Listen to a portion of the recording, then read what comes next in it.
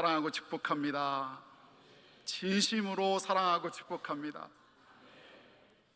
어머니랑 또 아버지랑 어머니랑 통화를 해요.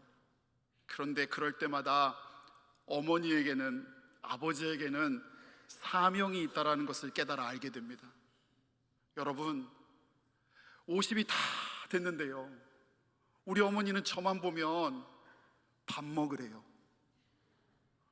그리고요, 지금 제가 68kg 조금 안 나가거든요.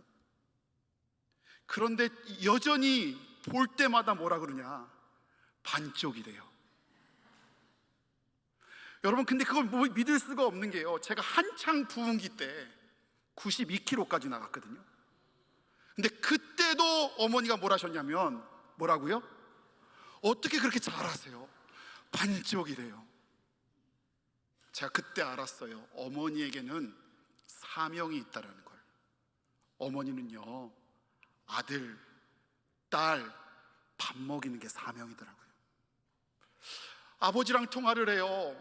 다 큰 아들인데요, 두 가지를 늘 똑같이 말씀하세요. 매번 그 얘기를 하세요.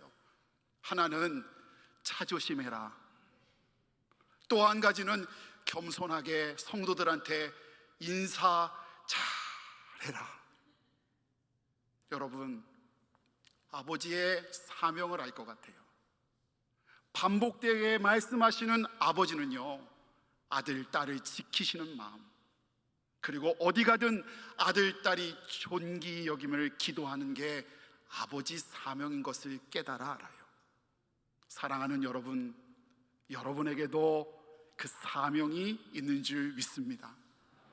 오늘 우리의 예배를 받으시는 하나님도 우리를 사랑하시는 사명이 있는 줄 믿습니다. 질문 하나 하면서 설교를 시작하려고 해요. 여러분, 만약 매주, 매일, 그것도 평생 제가 같은 설교를 한다면, 여러분 바꿔서요, 만약 여러분이요 매 예배에 같은 설교를 들어야 한다면 무슨 말씀을, 어떨 것 같아요, 여러분? 근데 성경에요, 놀랍게도 이런 일이 있었어요. 사도 바울이요, 하나님에 대해서, 예수님에 대해서 이렇게 고백해요. 고린도전서 2장 2절의 말씀인데 제가 읽어드릴게요. 내가 너희 중에서 예수 그리스도와 그가 십자가에 못 박히신 것 외에는 아무것도 알지 아니하기로 작정하였음이라. 아멘. 아무것도 알지 아니하기로 작정했습니다. 무슨 말씀인가요? 예수 그리스도만 전하겠다는 거예요. 예수 그리스도만 알면 된다는 거예요. 여러분, 또요, 오늘 본문 말씀 요한복음 20장 31절 말씀에는 성경을 기록한 이유, 또 특별히 복음서를 기록한 목적이 등장하는데요, 왜 복음서를 쓰고 왜 성경을 썼냐, 우리 한 목소리로 함께 다시 한번 읽기를 원합니다. 함께 읽습니다. 오직 이것을 기록함은 너희로 예수께서 하나님의 아들 그리스도이심을 믿게 하려 하며, 또 너희로 믿고 그 이름을 힘입어 생명을 얻게 하려 함이니라. 아멘. 사랑하는 여러분, 사도 바울이 매일매일 같은 걸 전했던 것은요, 복음서가 이것 하나만은 꼭 전해주고 싶었던 그 한 가지는 바로 예수 그리스도인 줄 믿습니다. 우리는 매주 사도신경의 말씀을 통해 함께 은혜를 나누고 있습니다. 벌써 오늘이 4번째 시간인데 오늘부터 예수 그리스도에 대한 말씀을 나누려고 합니다.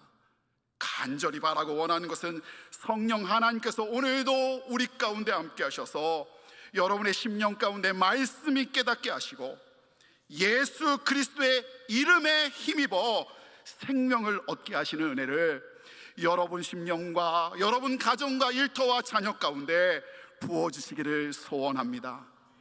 여러분, 먼저요, 첫 예수 그리스도에 대한 고백 우리 함께 읽기를 원합니다. 짧습니다. 맨 윗줄만 함께 읽습니다. 시작. 그 외아들 우리 주 예수 그리스도를 믿사오니 아멘. 여러분, 이 짧은 구절 안에는 예수님에 대한 4가지 고백이 담겨져 있습니다. 원문인 라틴어 사도신경, 그리고 영어 사도신경 순서로 하면 4가지가 예수, 그리스도, 그의 외아들, 그리고 4번째 우리 주입니다. 이 순서를 따라 오늘 살펴보려고 하는데요, 첫 번째 고백은요, 예수를 믿습니다입니다. 여러분, 예수님의 이름의 뜻은요, 마태복음 1장 21절의 말씀처럼 아들을 낳으니 그의 이름을 예수라 하라. 그 뜻이 뭐라고? 그 뒤에요, 이는 그가 자기 백성을 그들의 죄에서 구원할 자이심이라. 아멘. 여러분, 예수님은요, 자기 백성, 즉 저와 여러분 우리를요, 죄에서 구원하시기 위해서 이 땅에 오신 분입니다. 뭐에서 구원하려고요? 이게 중요해요. 여러분, 그러면 질문할게요. 그렇다면 누가 예수님을 진정으로 필요합니까? 누가 예수님을 진정으로 구하겠습니까? 맞아요. 의로운 사람, 흠 없는 사람, 죄 없는 사람이 아니라 죄 있는 사람, 죄인, 죄짐을 벗기 위해 힘들어하며 벗고 싶어하는 사람이 예수님을 찾고 필요로 합니다. 여러분, 그럼 여러분에게 적용하며 질문할게요. 솔직히 대답해 주세요. 여러분, 그럼 여러분 예수님이 필요하세요? 여러분, 진짜 예수님이 필요하세요? 여러분의 죄를 씻기를 원하세요? 여기 계신 분 중에는, 또 여러분 주변에는요, 이런 분들이 간혹 계세요. 제가 실제로 신방 갔다가 들은 얘기예요. 목사님, 알아요, 저 잘못했습니다. 그런데요, 제가요, 그 인간처럼 죄인은 아니잖아요. 목사님, 저 죄인 맞아요. 그런데 제가 히틀러 같은 사람은 아니잖아요. 목사님, 저 죄진 거 맞다니까요. 그런데 저보다는 그 인간이 더해요. 제가 신방 가서 들은 이야기라니까요. 여러분, 그런데 이렇게 말씀하시는 분은요, 죄송하지만 성경이 말하고 있는 죄를, 하나님 앞에서 진짜 죄를요, 잘 모르시는 거예요. 성경에서 예수님은요, 참 신기한 게 그림처럼요, 세상에서 죄인이라고 하는 세리와 창녀를 곁에 두셨어요. 왜? 안 그러셔도 되잖아요. 말씀만 전하시고 병자만 고치셨으면 참 좋겠는데 왜 세리와 창녀랑 친구로 지내시냐고요. 게다가 반면에 사두개인, 율법학자들, 종교 지도자들은 적대하셨어요. 경쟁하셨어요. 왜요? 그들이요, 예수님은 그들이 자기 중심적으로 위선하는 것을 죄라고 폭로하셨어요. 그 사두개인들, 종교학자들은요, 예배마저, 기도마저, 선행마저 자기 힘으로 했어요.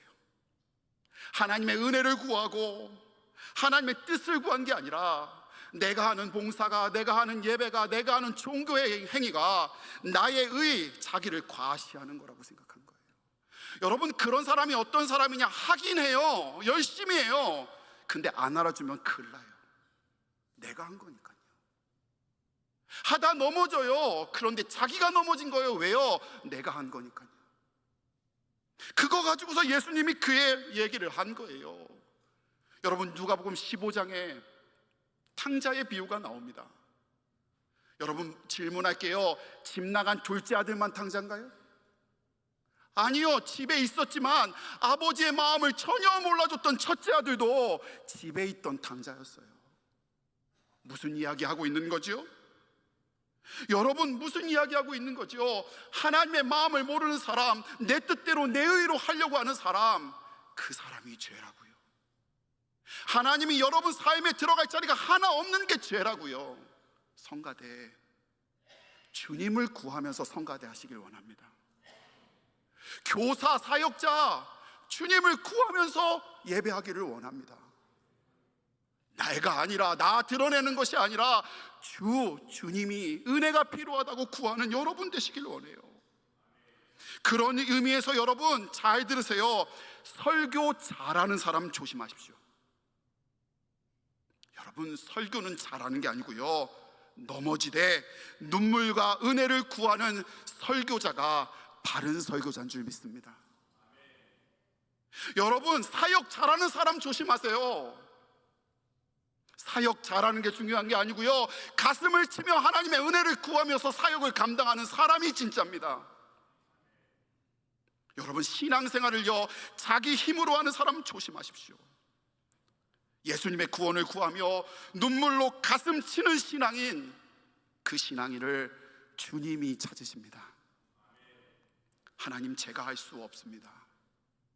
하나님, 제 힘으로 할 수 없어요. 그래서 제게는 하나님이 필요합니다. 은혜를 주옵소서. 여러분, 이 기도만 우리가 하나님 앞에서 할 수 있는 유일한 기도인 줄 믿습니다. 두 번째 고백은요, 그리스도임을 믿습니다입니다. 여러분, 그리스도라는 뜻은 기름 부음 받은 자라는 뜻입니다. 이건 헬라어 표현이고요, 히브리어는 메시아, 들어보셨지요? 구약 성경에는 세 종류의 기름 부은 사람들이 등장하는데요, 하나는 선지자, 또 하나는 제사장, 하나는 왕입니다. 근데 이 사람들한테는 공통점이 있어요. 묵상하다 보니까 뭐냐, 하나님의 사랑하는 백성 이스라엘 백성이요, 참 신기한 게 성경에 계속해서 넘어져요. 죄에 빠져요. 끝까지 가요. 역경과 문제와 제약 속에 빠져가요. 근데 여러분, 이스라엘 백성한테 저와 여러분이 배워야 할 딱 한 가지가 있는 거 아세요? 그게 뭐냐면 벼랑 끝에서 하나님께 부르짖어요. 여러분, 그거는 배우시기를 원해요. 부르짖어요. 그런데 그때마다요, 참 신기한 건 하나님이 자신의 백성을 사랑하셨어요. 그 어두운 세상 속에 있을 때, 어두운 상황 속에 있을 때마다 그들을 구원하시기 위해 기름 부은 선지자, 제사장, 왕을 세워주신다는 거예요. 그리고 그들을 구원의 도구 삼아 그들의 상황을 회복시켜 주시더라고요. 그러니까요, 우리가 예수님을 그리스도라고 믿고 고백하는 것은요, 여러분, 하나님이 지금도 우리를 사랑하신다는 것을 믿는 거예요. 여러분, 그거는 지금 이 상황에도 주님이 함께 하심을 믿는 거예요. 기름 부으신 그리스도 예수님께서 우리가요, 우리 상황이요, 구원해 주실 것을 믿는 고백이에요. 참 선지자 예수님은요, 오늘 우리에게 찾아오셔서 진리의 말씀으로 우리를 선하게 인도하시며 구원해 주실 줄 믿습니다. 이 고백이라고요. 참 제사장 되신 예수님께서요, 친히 자신이 희생양 되어 주셔서 하나님과 우리 사이에 막힌 담을 허시며 화목하게 하신 것을 믿는 거라고요. 참 왕 되신 예수님께서 오늘 혼란과 아픔 가운데 우리의 삶을 친히 찾아오셔서 친히 다스려 우리의 삶을, 우리의 심령을, 우리의 가정을요, 하나님 나라 만들어 주신다고 믿는 거라고요. 여러분, 명심하세요. 다른 사람으로는 안 돼요. 오직 예수님만 그리스도 되셔서 우리를 구원해 주신다는 사실을 믿으시기를 간절히 소원합니다. 여러분, 세 번째 고백은 예수님이 하나님의 독생자 외아들임을 믿습니다입니다. 여러분, 외아들, 독생자라고 하면요, 우리는 흔히 하나밖에 없는 아들, 귀한 아들이라고 떠올립니다. 그런데 성경은요, 사실 이 외, 온리라는 사실에 사실 더 큰 의미가 있다는 것을 알려줘요.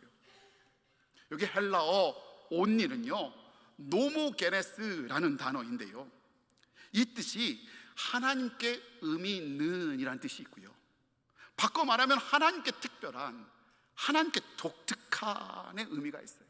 그러니까 무슨 뜻이냐, 이거는 왜 홀로 있는 아들만을 얘기하는 게 아니라 이 아들이 하나님께 특별한, 하나님께 존재 있는, 하나님께 의미 있는 특별한 존재의 아들인 것을 이야기해 주는 거예요. 그래서 only보다 더 중요한 게 뭐냐, 그 앞에 he, 그 외아들이라고 번역되어 있는데 영어 성경은 his라고 번역되어 있거든요. 하나님의 독특한, 하나님의 특별한, 이게 더 중요한 거라고요. 여러분, 우리 교회 정도 되니까 알려드리는 거예요. 딴 데서는 안 알려드려요. 여러분, 이 독생자의 개념을 사복음서에서 제일 많이 쓴 복음서가 요한복음입니다. 득템하셨죠? 어디 가서 잘난 척 하세요. 우리 교회만 알려준다고. 그런데요, 이게 군데 요한복음에 이렇게 쓰여져요. 요한복음 1장 14절에 먼저 이렇게 고백해요. 우리가 영광을 보니, 어떤 영광이요? 아버지의 독생자의 영광이요. 여러분, 하나님의 영광과 아들의 영광이 같다는 거예요. 그리고 잘 아시죠? 요한복음 3장 16절, 우리가 너무 잘 아는 말씀, 좀 조시는 분이 계세요. 이런 일이 드문데 여러분, 함께 읽기를 원합니다. 함께 읽습니다. 하나님이 세상을 이처럼 사랑하사 독생자를 주셨으니 이는 그를 믿는 자마다 멸망하지 않고 영생을 얻게 하려 하심이라. 아멘. 하나뿐인 아들 준 게 아니고요, 하나님 본체를 주셨다는 이야기라고요. 하나님이 친히 오셨다는 이야기라고요. 그래서 요한복음 10장 30절에는 아예 예수님이 친히 이렇게 말씀하세요. 나와 아버지는 뭐라고요? 하나이니라. 아멘. 이렇듯 예수님이요, 하나님과 특별한 관계, 하나님과 동일한 존재임을 밝혀줘요. 여러분, 무슨 말씀이에요? 하나님은요, 예수님과 같은 분이시고요, 예수님은요, 우리 하나님과 같은 분이신 줄 믿습니다. 전혀 이게 너무너무 우리 신앙에 중요하다고 생각해요.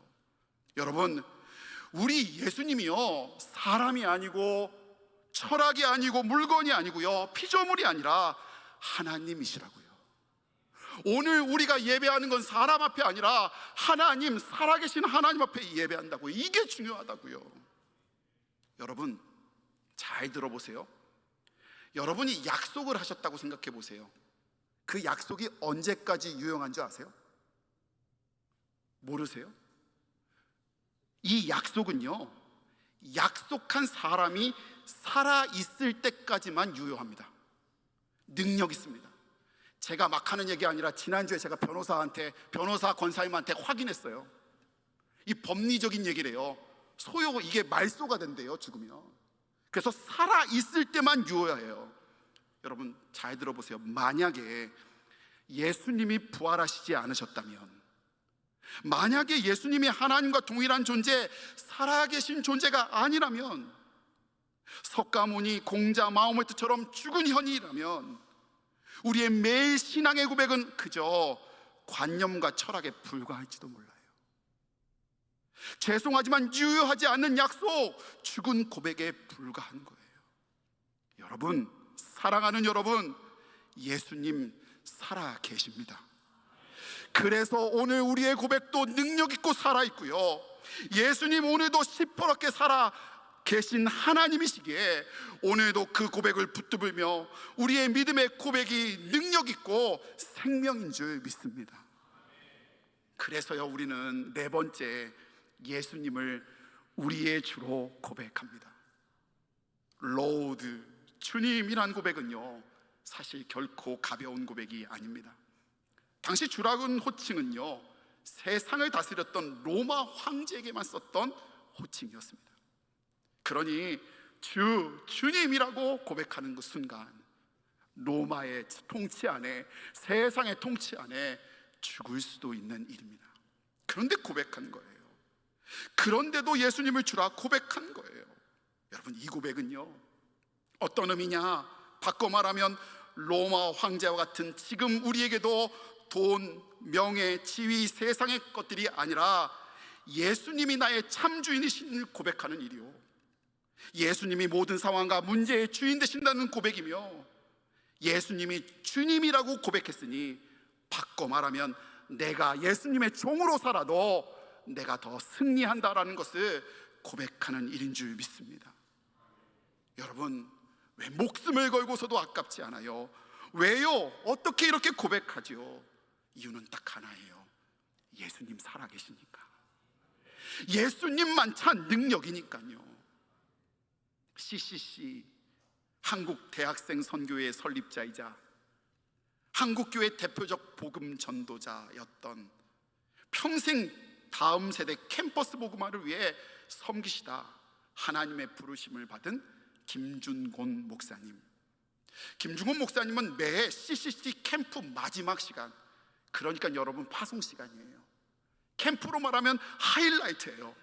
근데 그 시간에요, 그 중요한 시간에요, 늘 똑같은 설교, 동일한 설교를 했답니다. 별명도 있어요. 백문일답.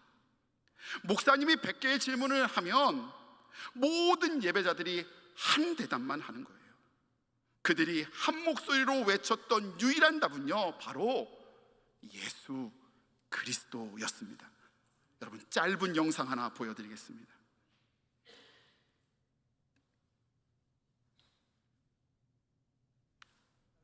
이것을 내가 이름을 짓기를 백문일답이라고 했습니다. 물어보면 여러분이 예수 그리스도 그렇게 대답하세요. 알죠? 어두운데 빛은 어디 있습니까? 우리가 먹고 살 생명의 양식은 어디 있습니까? 가정교육의 원리가 어디 있습니까? 행복한 결혼생활의 기가 어디 있습니까? 복의 근원이 누구십니까? 국회의원들이 알아야 될 분이 누구십니까? 모든 대학 교수들이 알아야 될 분이 누구십니까? 태어나는 아이들마다 누구의 이름을 불러야 됩니까? 교육의 목표가 누구십니까? 남북 통일의 길을 누가 가지고 있습니까? 나라의 국방의 원리가 무엇입니까? 진리가 어디 있습니까? 진짜 생명은 어디 있습니까? 누가 심판할 때 우리의 심판 주십니까?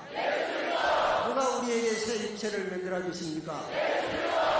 한 사람 한 사람이 그 생명의 불씨가 돼야 되겠는데 누가 할까요? 누가?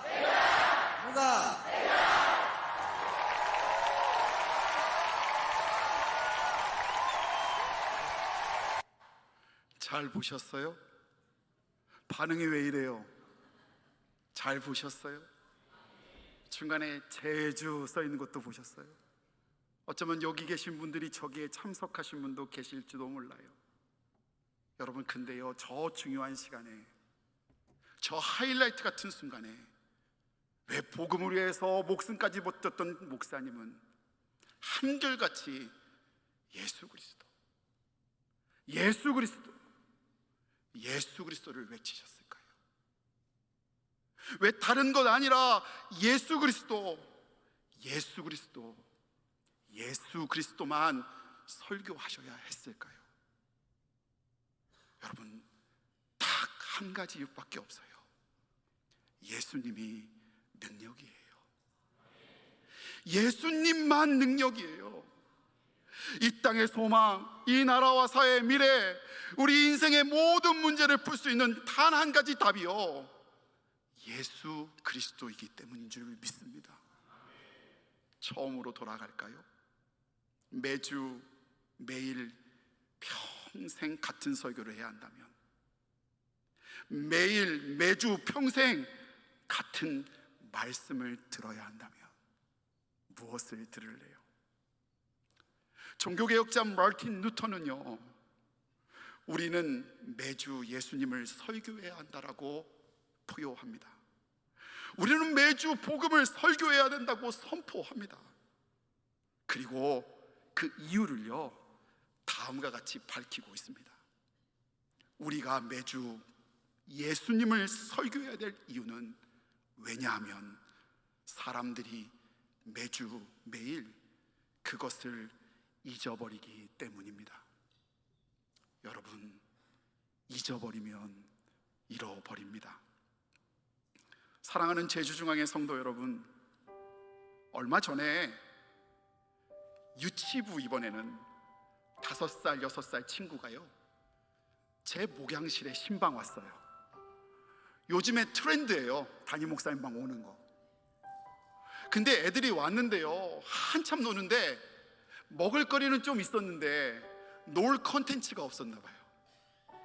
놀 컨텐츠를 찾다가 뭘 했냐, 제 책상에 있던 펜을 다 뽑아가고 제 방에 있던 A4 용지를 다 가지고 가서 이 녀석들이 그림을 그리기 시작했어요. 막 그림을 그리는데요, 얼마나 열심히 그리는지요, 각각 막 이만큼씩 그려요, 이만큼씩. 그런데요, 그 중에 한 친구가 한참 머물면서 그림을 그렸는데 이렇게 그렸어요. 제가 편집한 건데요, 이렇게 그렸어요. 여러분 보기에는 뭐 그린 것 같아요? 여러분 보기에는 누구 그린 것 같아요? 영안이 눌린 분이 그렇게 얘기하시는 거예요. 저도요, 혹 그런 것 같아서 제가 물었어요. 저분 누구니? 저도 양심이 있으니까 저분이라고 한 거죠, 대충 알고. 저분 누구니? 그랬더니요, 그 꼬마가 이렇게 대답했어요. 예수님이요. 근데요, 여러분 아시죠? 담임 목사가요, 궁금한 게 많은 사람이에요. 그리고 애들이랑 놀아주는 건요, 애들 질문에만 답하는 게 아니라 제가 질문을 해야 진짜 자기 또래인 줄 알아요. 그래서 제가 진짜 질문했어요. 뭐라 했냐면, 근데 목사님 궁금한 게 있어. 저 동그라미, 네모, 세모는 뭐니? 궁금해서 물었어요. 근데 제가 그거 질문하자 하니까 이 꼬마아이가 저를 쳐다보는데, 이것도 몰라? 우리 담임 목사님 좋게 봤는데 바보네? 뭐 이런 표정으로 바라보는 거예요. 그러면서 그 친구가 이렇게 답해줬어요. 에이 목사님, 그것도 몰라요? 예수님이 있으니 교회잖아요. 예수님이 있으니 교회잖아요. 예수님이 계신 곳이요, 여러분, 교회예요. 여러분 왜 우울하세요? 여러분 왜 눈물 지세요? 오늘도 두려워하고 왜 힘들어하세요? 여러분 예수님이 필요하세요? 예수님이 거기 계신데도 예수님 계시지 않는 것처럼, 예수님이 묻지 않고 예수님 생각 상관없이 바리새인 사두개처럼 내 중심적으로 내 생각만 얘기하고 있으니 여러분의 교회가 교회 아닌 거예요. 그러니 우울하고 아프고 쓰러지고 넘어지고 오늘도 일어날 수 없는 거예요. 여러분 다시 여쭙게요. 여러분 예수님 필요하세요? 저는요, 오늘 여러분의 상황이 어떤지 잘 모르겠어요. 하지만 여러분의 심령이, 여러분 가정이 아무리 잘 돼가고 있어도요, 예수님이 계시다면 죄송해요, 그 상황은 껍데기일 뿐이에요. 그저 여러분 자랑으로 그칠 거예요. 하는 모든 것이 바리새인 사두개인 정도뿐이 되지 않을 거예요. 하지만 반대로 어떤 상황이라 할지라도, 막막하고 두렵고 힘들지라도 이것 때문에 다시 예수님이 필요하다고 찾게 된다면, 예수님, 그 외아들 우리 주 예수 그리스도가 여러분과 함께 계시다면, 세모든 네모든 동그라미든 여러분의 가정은 교회일 줄 믿습니다. 여러분의 가정이, 여러분의 심령이 하나님의 영광, 찬양의 도구, 축복의 통로가 될 줄 믿습니다. 우리 이 시간에 함께 결단하며 주님을 모셔드리길 원합니다. 인정해드리길 원합니다. 찬양하길 원합니다. 우리 가슴에 손 얹고 지존하신 주의 이름 앞에 함께 찬송합시다.